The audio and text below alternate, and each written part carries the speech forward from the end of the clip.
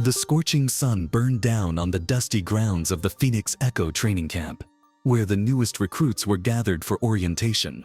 Among them stood Sarah Mitchell, a woman so plain and unassuming that most overlooked her immediately. She wore no flashy gear, no swagger in her walk.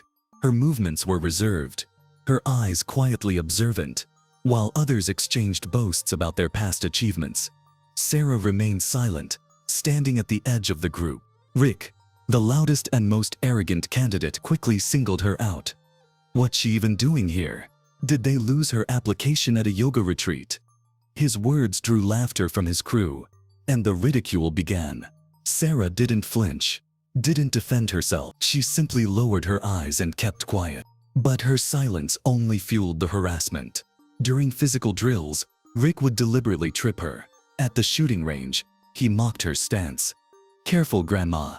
The gun might be too heavy for you." The humiliation grew worse each day, and whispers spread through the camp. She's not cut out for this. Yet, beneath her calm demeanor, Sarah held back.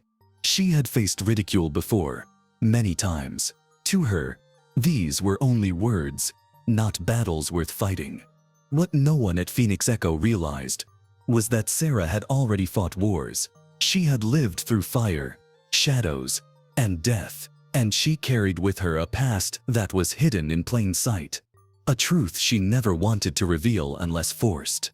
For now, she remained the camp's underdog, but destiny was waiting for the right moment to turn the tables.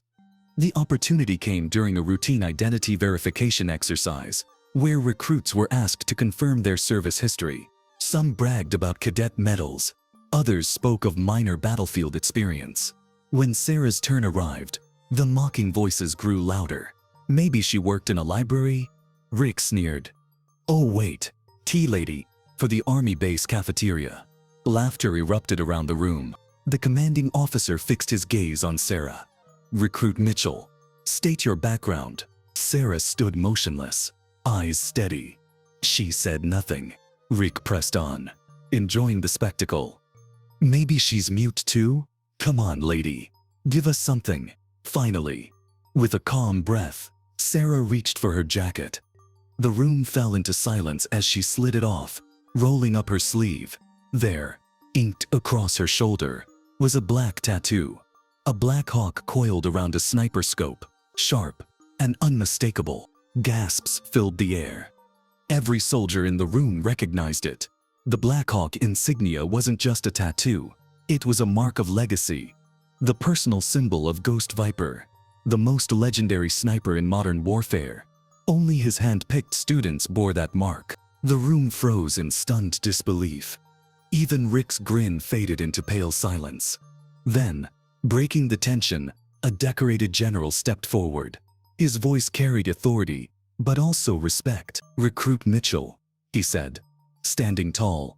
The Blackhawk has flown only over warriors of the highest discipline. Ghost Viper's students are no ordinary soldiers. They are precision, endurance, and shadow itself. The general snapped a salute to Sarah. One by one, others followed, their previous mockery replaced with reverence. Sarah said nothing. She didn't need to. Her tattoo had spoken for her, and her hidden past was now an undeniable truth. Respect alone wasn't enough. Now that her identity was revealed, Sarah knew she would be tested harder than anyone else. The next day began with physical drills. The recruits were told to attempt as many pull-ups as possible. Some managed 20. Before dropping, Rick tried to show off by reaching 30, his arms trembling. Then Sarah dared up. Without hesitation, she began, one after another. Perfect form, no wasted motion. The count rose past 30, then 40. The recruit stared in disbelief as she hit 60, landing softly without breaking a sweat. But the ultimate challenge came during hand-to-hand combat practice. By fate, or by Rick's manipulation, Sarah was paired against him. His smirk returned. Tattoo or not, you're going down. The match began. Rick charged, fists swinging, his confidence high. Sarah moved like lightning. One block, one pivot, and in 8 seconds flat, Rick was on the ground gasping for air, defeated in front of the entire camp. A murmur rippled through the ranks. The woman they once called weak had just dismantled the camp's loudest bully with surgical precision. Sarah extended her hand to help Rick up, but he slapped it away, red with humiliation. The instructors took notice. Sarah's composure, skill, and lethal efficiency were undeniable.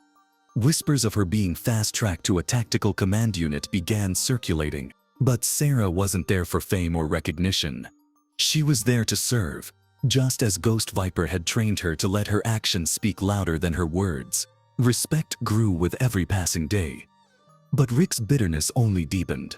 Unable to accept his humiliation, he began spreading false stories, accusing Sarah of favoritism and cheating. His toxic behavior disrupted the unit's cohesion. Finally, the commanding officers had enough. After a thorough review of his conduct, Rick was formally expelled from the program for insubordination and harassment. His departure was met not with sympathy, but with relief. Meanwhile, Sarah's reputation solidified. She wasn't just tolerated, she was admired. Her fellow recruits, once mocking, now approached her for guidance. Even the harshest instructors treated her with measured respect. On the final day of training, Sarah stood before the assembled recruits. The general addressed them. Strength is not always loud. Courage is not always obvious.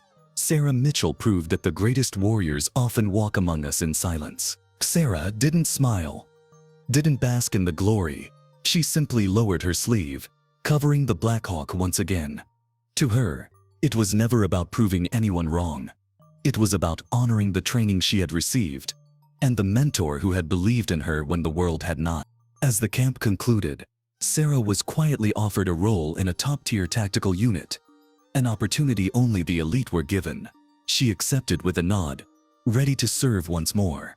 Her true identity no longer hidden, but respected. The woman they once mocked as ordinary had revealed herself as extraordinary, and her legacy, like Ghost Vipers, would continue to inspire in silence.